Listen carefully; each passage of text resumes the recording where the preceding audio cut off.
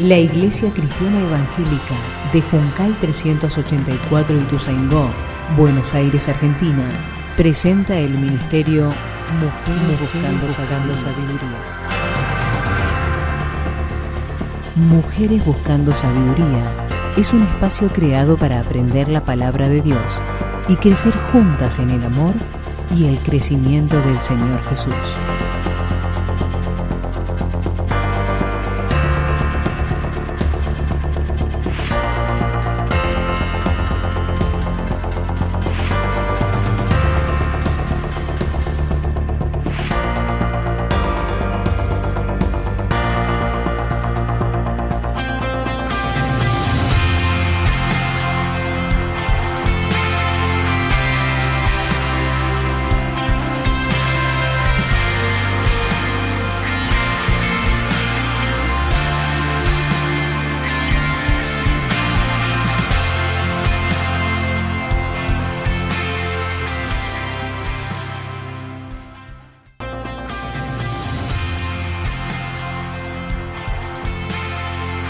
Bueno, saludo por ahí alguna que se haya añadido antes de que yo me haya presentado. Eh, Abrazo a todas y qué lindo, ¿no? Que lo que nos está uniendo hoy a un montón de mujeres que no nos conocemos es lo que escuchábamos en la canción, el amor de Cristo, el amor de Dios, ¿no? Manifestado en Cristo Jesús.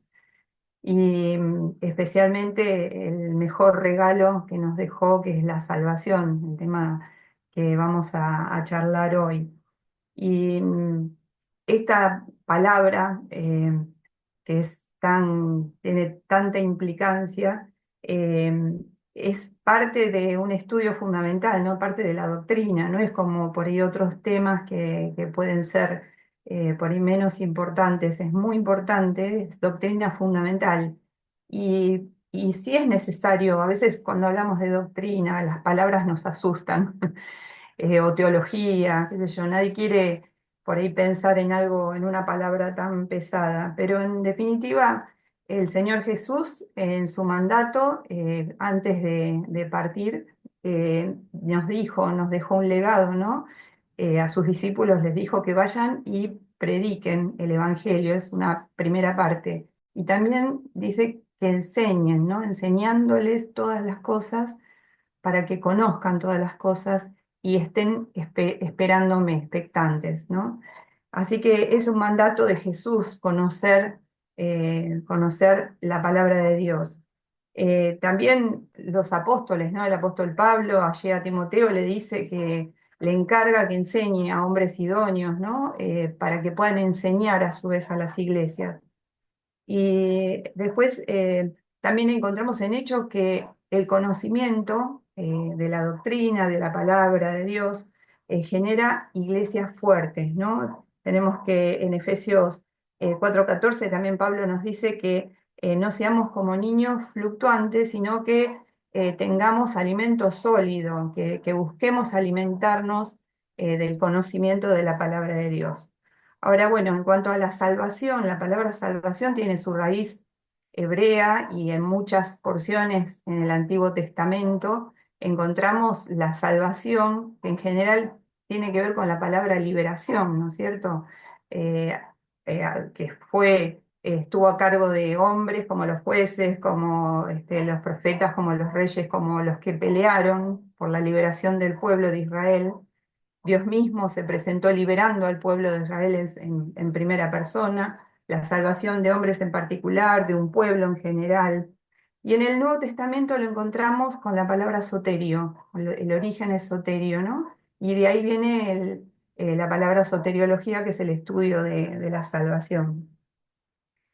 Y habla de la obra salvadora, ¿no? La obra salvadora iniciada por Dios y obrada por medio de Cristo, ¿no? En la persona de Cristo. La obra salvadora, ya no liberación de una guerra, ya no liberación de una situación personal, sino de liberarnos del pecado, del poder del pecado, ¿no? De la muerte, que el ser humano pueda pasar de muerte a vida. ¿Y cómo es esto? Bueno, morir nos vamos a morir todos físicamente, pero eh, Dios puso eternidad en nuestros corazones y podemos estar después de esta muerte física eternamente en la presencia de Dios o eternamente ausentes de Dios. Y de eso se trata la obra final de la salvación, que podamos ser rescatados del pecado y liberados del poder del pecado para vivir una eternidad que ya podemos comenzar a vivir y a disfrutar hoy. Ahora, hay algunas palabras que nos van a servir de apoyo cuando leamos los textos y, por ejemplo, la palabra redimir. ¿Qué significa redimir? Significa rescatar o sacar al pecador del estado de esclavitud mediante el pago de un precio. ¿Esclavitud de qué? De lo que hablábamos antes, del poder del pecado, ¿no? Del pecado en la vida del ser humano. Del pecado que es la misma naturaleza con la cual entramos a este mundo. Esa misma naturaleza nos lleva a estar separados de Dios, a hacer nuestra voluntad, a elegir hacer lo que mi yo desea, en lugar de hacer lo que Dios quiere que haga, ¿no? Entonces, ese acto de rescatarnos y redimirnos de ese estado de esclavitud a nuestra naturaleza pecaminosa se llama redención y es mediante el pago de un precio, ¿no? Siempre decimos que era la palabra que se usaba cuando se rescataba un esclavo, se pagaba un precio y se liberaba del amo, ¿no es cierto?, del antiguo amo. Bueno, y la redención es la acción que hizo Cristo para el pecador mediante su muerte. Esto lo vemos en Romanos 3:23. Ya vamos leyendo algún texto que nos va a ayudar a ir acercándonos. 3:23 de Romanos dice, por cuanto todos pecaron y están destituidos de la gloria de Dios, siendo justificados gratuitamente por su gracia mediante la redención en Cristo Jesús. Entonces, la acción de la redención fue hecha en el cuerpo, en la vida de Cristo Jesús. La otra palabra es expiar, que a veces se confunde un poco el significado con perdonar.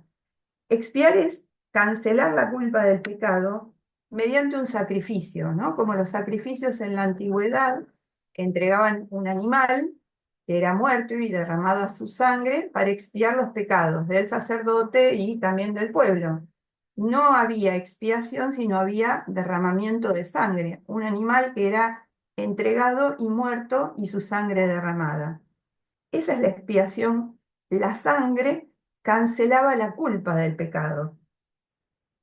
Ahora, perdonar es cancelar la deuda del pecado, ¿no? Para que ese pecado no tenga consecuencias eternas en mi vida. Y ahí vamos a Colosenses 1:14, que dice, en el cual habla de Cristo, viene hablando de Cristo, ¿no? Dios nos ha librado de la potestad de las tinieblas, como decía al principio, y trasladados al reino de su amado Hijo, en quien tenemos redención por su sangre, el perdón de pecados.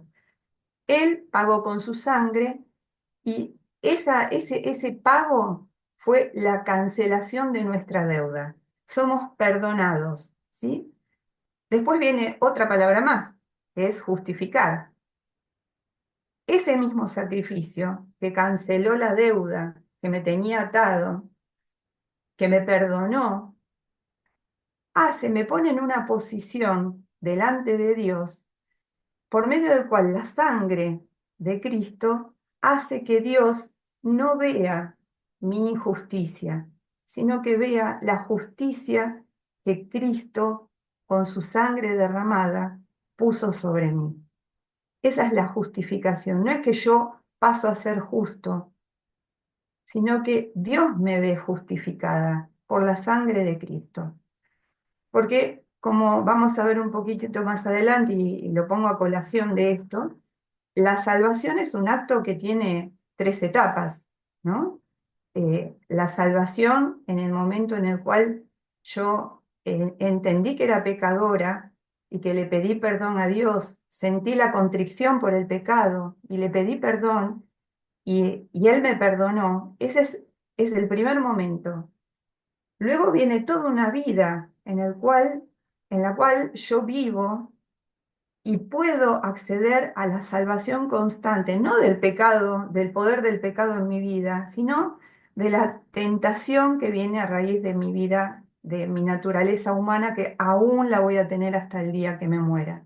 Ese es el aspecto presente y continuo de la salvación, que llamamos santificación, que es progresiva, y ustedes la semana pasada estuvieron hablando, ¿no es cierto?, de la santificación. Y finalmente, cuando ya dejemos este cuerpo y los que somos salvos vayamos a vivir en la presencia de Dios, ya el pecado no va a existir en nosotros. Ese es el aspecto completo de la salvación que vamos a obtener el día que estemos con el Señor, y es la glorificación, lo que llamamos glorificación. Así que, siguiendo un poco con estos términos que son importantes, lo que nos queda es la palabra propiciar. Y propiciar es la acción que agrada a Dios y que es procedente de la obra de Cristo, porque es lo que provee la base para que Dios manifieste su misericordia en conformidad con su justicia. Entonces, Cristo me es propicio a mí. Su sangre derramada hace que Dios pueda completar la obra en mí. Él es propicio a mí. Su sangre derramada es propicia. Y ahora vamos a ver qué parte tiene cada persona de la deidad en nuestra salvación, ¿no? Empezamos por Dios, Dios, que es el origen de la salvación. El Salmo 3:8 dice que la salvación es de Jehová. ¿eh? La salvación, tal como la estamos utilizando el término hoy, no la salvación que hablábamos en la antigüedad solamente, aún también Jehová era el Dios de salvación de su pueblo y obró en hechos milagrosos en su pueblo. Pero la salvación nuestra es una iniciativa de Dios, es prerrogativa de Dios. Segunda Timoteo 1:9 dice que es un propósito suyo. Según su propósito, Él ha provisto una salvación para nuestras almas. ¿Y cuál es la razón por la cual Dios se propone salvar al ser humano, a las personas? En principio es su amor, es el amor de Dios. No hay razón más grande que su amor infinito, ¿no? Y mostrado en el sacrificio de entregar a su hijo. Es el mayor sacrificio. Recién hablábamos de lo tremendo que puede sentir una madre o un padre de perder un hijo en una situación cualquiera, ¿no? Una enfermedad, lo que sea. Bueno, Dios entregó a su hijo y su amor fue el que motivó el hecho y toda la historia de nuestra salvación. Juan 3:16, el texto tan hermoso que tenemos, dice que de tal manera, una manera ya no es cuantificable, de tal manera amó Dios al mundo que ha dado a su Hijo unigénito para que todo aquel que en él cree no se pierda, mas tenga vida eterna. Y primera Juan 4:10, también un texto muy hermoso, lo voy a leer textual para no confundir las palabras. Dice: en esto consiste el amor, no en que nosotros hayamos amado a Dios, sino que Él nos amó a nosotros y envió a su Hijo en propiciación por nuestros pecados. Mostrar su amor, entonces, es el propósito más grande que Dios tuvo para obrar nuestra salvación. También la gloria, mostrar su gloria. En Efesios 1:5-6 dice, 1:5, dice que Él nos escogió en el 4, ¿no? Para que fuésemos hechos santos. En el 5 dice, en amor nos predestinó para ser adoptados sus hijos, según el puro afecto de su voluntad, para alcanzar la gloria de su gracia, con la cual nos hizo aceptos en el amado. Mira, cuando hablamos de la palabra gloria significa algo pesado, algo inmenso, algo grande. Y eso es lo que Dios se propone cuando nos muestra su salvación, que nosotros seamos capaces de entender, como dice más adelante, cuál es todo lo infinito de su poder, de su amor, de su dominio, de su grandeza. Entonces, quedarnos en un solo aspecto y en el principio, y no continuar cada una de nosotras que hemos recibido la salvación, si la hemos recibido, en buscar que Dios quiere manifestarse en toda su grandeza y en toda su gloria. Esto es algo hermoso para vivirlo en lo cotidiano, que lo vivimos en las alegrías y que lo vivimos en las tristezas, en nuestros avances y en nuestros retrocesos. La gloria de Dios, glorificar a Dios en la salvación. Y especialmente porque fue su determinación soberana. Él lo determinó desde antes de la fundación del mundo. Es un acto que Efesios 1, la misma carta de Efesios dice en el 1:14, perdón, no es 1:11, que en él tuvimos herencia, habiendo sido predestinados conforme a su propósito, del que hace todas las cosas según el designio de su voluntad. Es la voluntad de Dios soberana la que designó esta salvación y cómo Él la propuso. La salvación es un acto de Dios voluntario, que es propósito suyo desde antes de la fundación del mundo y desde antes que existiera el pecado. Es anterior a que el hombre pecara, ya Dios había preparado esta salvación. Está establecida desde la eternidad. Segunda Timoteo 1:9 dice que desde antes de los tiempos de los siglos, vamos a leerlo porque son todos textos muy pesados, ¿no? Dice que quien nos llamó, nos salvó y nos llamó con llamamiento santo, no conforme a nuestras obras, sino según el propósito suyo y la gracia que nos fue dada en Cristo Jesús, antes de los tiempos de los siglos. Cuando habla antes de los siglos son el tiempo que nosotros conocemos, así que es previo a la creación, ya Dios había establecido esta salvación, este plan de redención. Él también había establecido quién iba a ser el designado para ser el Salvador. Primera Pedro, Primera Pedro 18:20, no dice, Primera Pedro, ya les digo, 1:18.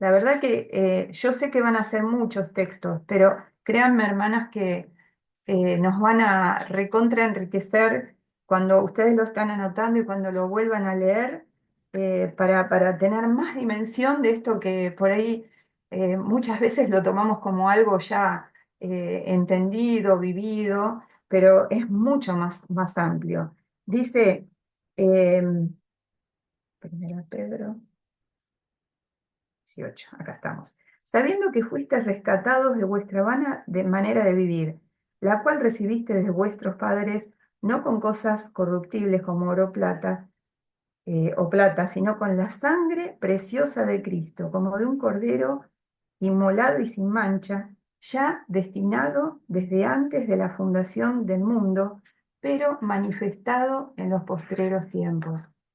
El medio de la salvación, que es Cristo Jesús, estaba destinado antes de la creación del mundo, antes de que nosotras pecáramos. Era el plan de Dios ya establecido.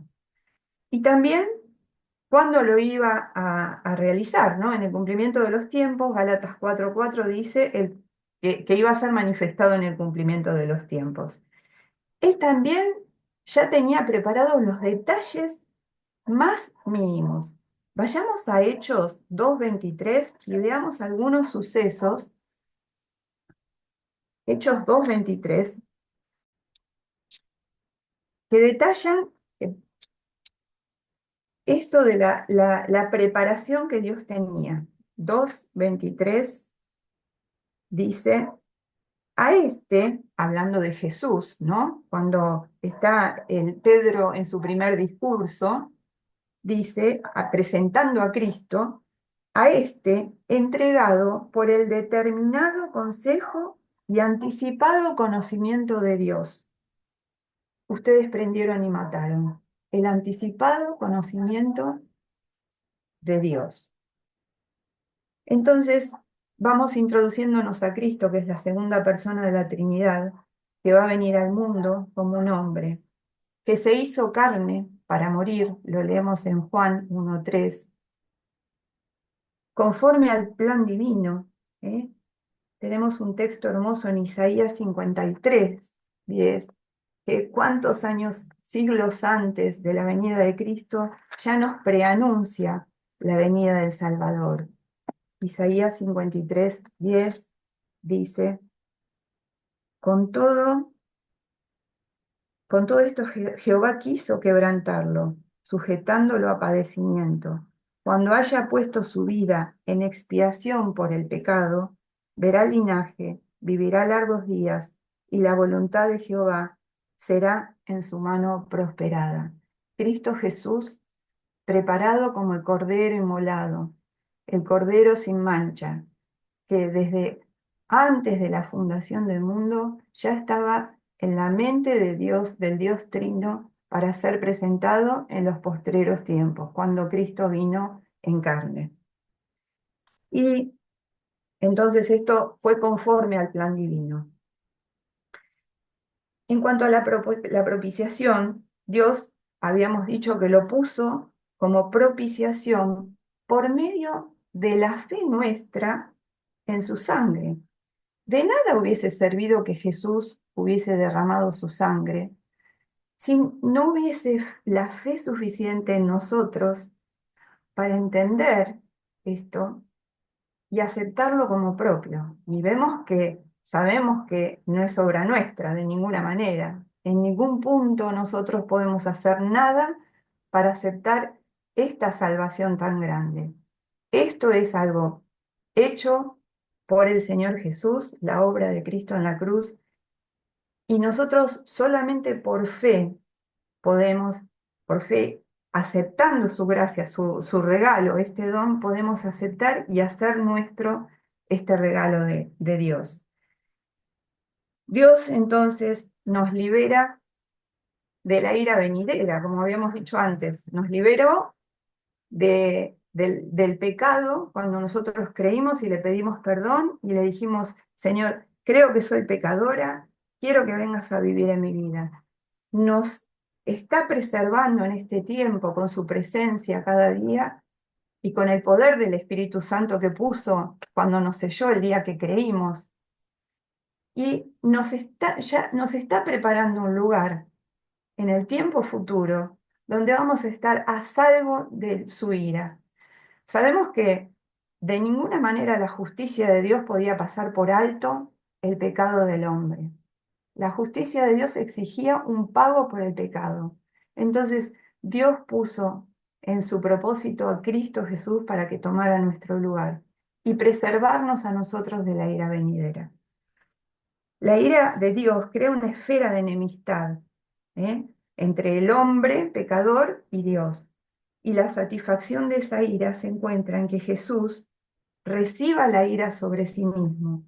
Esa ira, entonces, es desviada del hombre pecador y permite ponerlo a este hombre sobre el cual Dios ejerce su perdón, Dios ejerce su redención, Dios nos libera del pecado, nos coloca en una familia, nos hace hijos de Dios.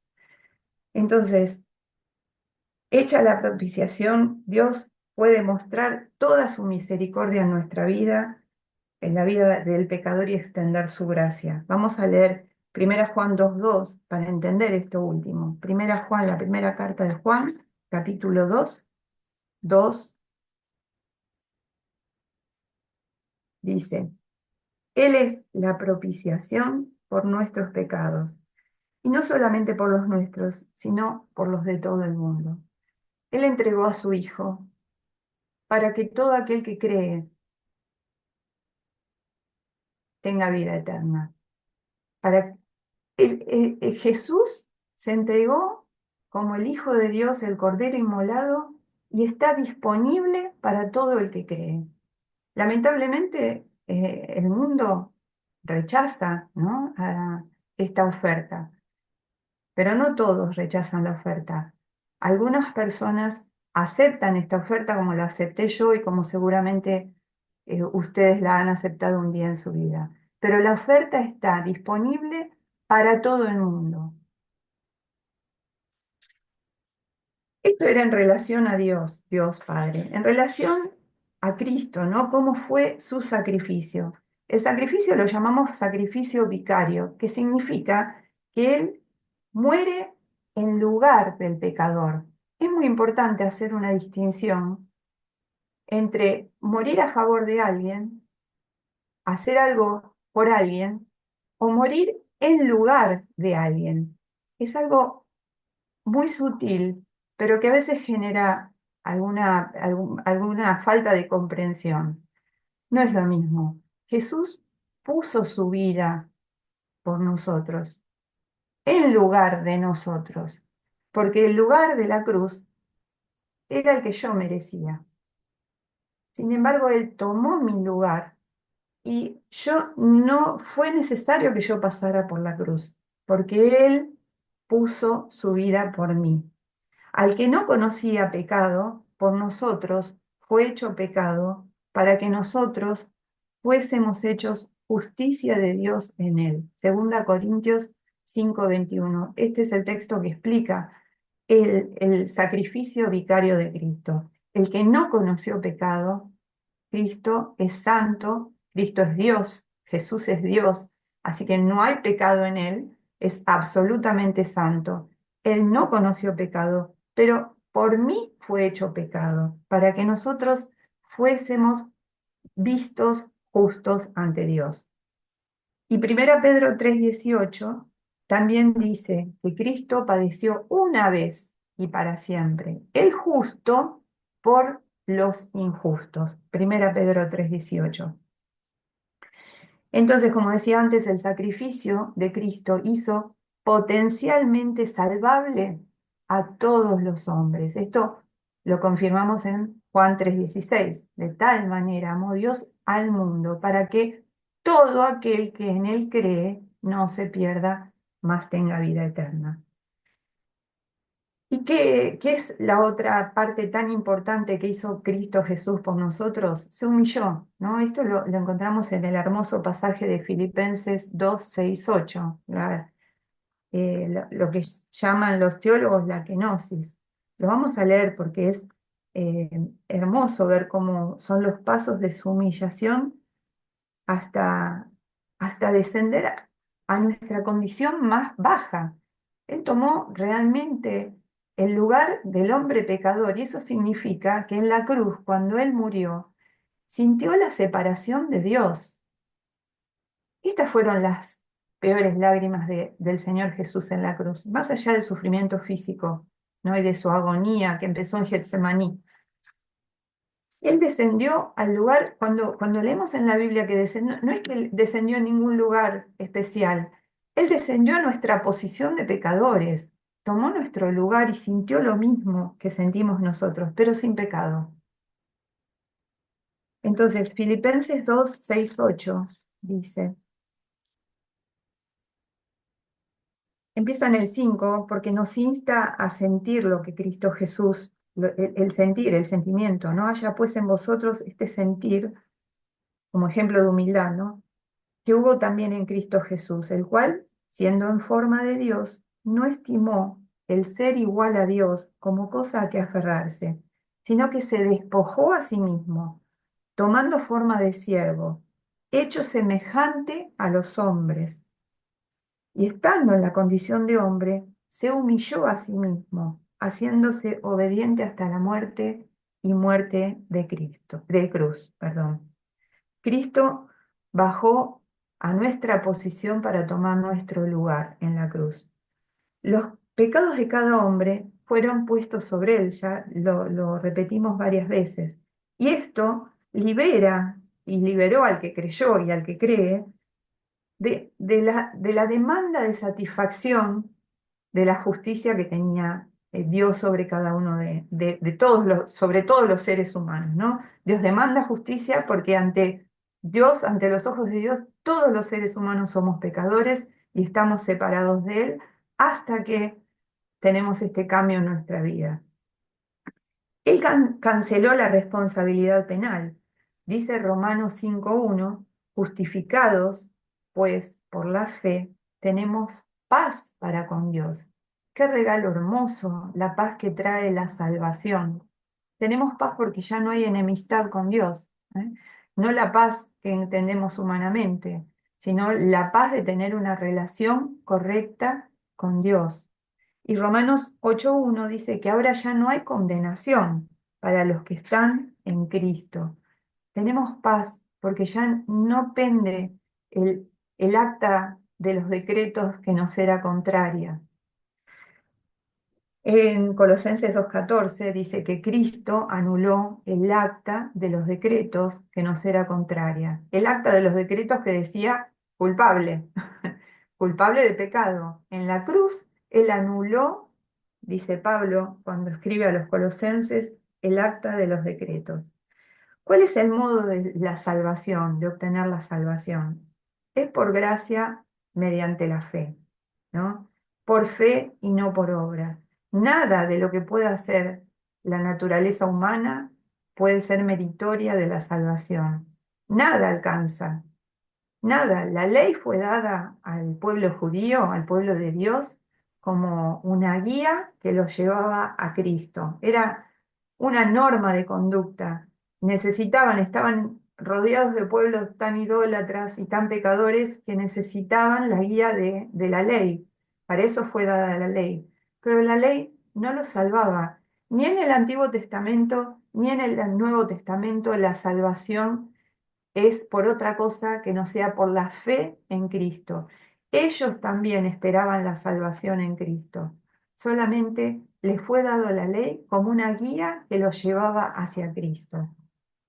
Así que el modo de la salvación es por gracia. Efesios 2:8 y 9 es el texto que, entre otros, ¿no? Porque hay muchos, pero el que elegí, que ya lo leímos hace un ratito, Él hizo sobreabundar para con nosotros, perdón, dos, estaba leyendo en 1:8 dice, porque por gracia sois salvos por medio de la fe, y esto no de vosotros. No tenemos ninguna parte, ningún mérito, ninguna acción para merecer esto. No de nosotros, pues es don de Dios, no por obras, para que nadie se gloríe. Tenemos en claro que la salvación es por medio de la fe, por la gracia de Dios y por medio de la fe. La fe en la gracia salvífica que obró en el cuerpo de Cristo sacrificado en la cruz. La fe salvadora no puede ser generada. La fe es el instrumento que yo tengo para posesionarme de la salvación. Dice Romanos 5:1 que justificados, bueno, ya lo leímos recién, por la fe tenemos paz. Es un instrumento, el instrumento que abre el canal para que entren las bendiciones, para que entre la gracia y para que esa gracia abunde y sobreabunde en mi vida. El hombre natural no puede, no puede entender. Es locura, dice la salvación para el hombre natural, para el mundo. Para nosotros es el poder de Dios para salvación, para perdón de pecados. No puede ser producida por ninguna obra o esfuerzo humano. Gálatas 2:16 dice, sabiendo que el hombre no es justificado por las obras de la ley. Y por último, Filipenses 1:29 dice, porque a vosotros se os ha concedido no solo que creáis en Él, sino también que padezcáis con Él. Y sí, en este camino de la salvación, nosotros sufrimos los padecimientos muchas veces de ser cristianos, ¿no? De tener esta salvación, de querer compartirla. Nos pasa en el ambiente de trabajo, nos pasa en el barrio, a veces en la familia. También sufrimos padecimientos cuando queremos compartir esta fe que hay en nosotras, esta obra de Dios efectuada en Cristo. Pero Dice Romanos que somos más que vencedores, ¿no? Que nada nos puede separar del amor de Dios que es en Cristo Jesús. Ni lo alto, ni lo bajo, ni lo profundo, ninguna cosa creada nos puede separar del amor de Dios que es en Cristo Jesús. La salvación no la perdemos, jamás perderemos la salvación. Es un regalo de Dios. Nosotros, los que somos salvos, hemos entrado en la familia de Dios y somos hijos de Dios y jamás dejaremos de ser hijos de Dios. Podremos alejarnos, Dios nunca se aleja de nosotros. Podremos apagar, no escuchar la voz del Espíritu Santo que fue dado cuando creímos en Él. Podemos, como el Hijo pródigo, vivir una vida alejados del Padre, desperdiciando las bendiciones y los dones que Dios nos ha dado, pero nunca vamos a dejar de ser hijos. Jamás dejaremos de ser hijos. Yo quería leerles, por último, 2 textos hermosos para hablar por fin de la hermosura. El primero está en Isaías 52, 14. Que habla el título en mi Biblia es Los sufrimientos del siervo. Dice, he aquí que mi siervo será prosperado, será engrandecido y exaltado, y será puesto muy en alto. Como se asombraron de ti muchos, de tal manera fue desfigurado de los hombres su parecer, y su hermosura más que la de los hijos de los hombres. Cristo tuvo que ser desfigurado para que yo pudiera apreciar y vivir la hermosura de la salvación. Él puso su vida para que yo disfrutara lo hermoso que es vivir una vida con Dios, en paz con Dios, en una correcta relación con Dios, con Cristo en mi corazón, con el Espíritu Santo viviendo en mi vida y sintiendo el poder del Espíritu Santo que obra en mí y que provee todo lo necesario hasta el día que estemos con el Señor Jesús. Por último, Eclesiastés 3:11, se los dejo también como un regalo hermoso. Dice que todo lo hizo hermoso en su tiempo y ha puesto eternidad en el corazón de ellos, sin que alcance el hombre a entender la obra que ha hecho Dios desde el principio hasta el fin. Es hermosa la salvación del Señor, es hermosa la salvación y la vida que puso en nosotras. Aunque tengamos tristezas, como las que hoy estamos compartiendo con nuestra hermana y las que yo les compartí, pero vivir las tristezas, los problemas, las dificultades, viviéndolas en una correcta relación con el Padre, con el Señor Jesús en mi vida, que Él está dentro mío, con el Espíritu Santo vivificándome, me hace atravesar todas estas dificultades, atravesándolas en paz, porque mi vista no está puesta ni termina ahora en el ahora. Nosotras podemos aferrarnos a la esperanza gloriosa que tenemos y saber que, aunque estemos viendo esta parte triste, esta parte oscura, esta parte dolorosa, Dios ya tiene toda la historia completa y nos la vamos a ver revelada el día que estemos con Él. Así que las animo a disfrutar la hermosura de tener al Señor Jesús como el Salvador de nuestras vidas.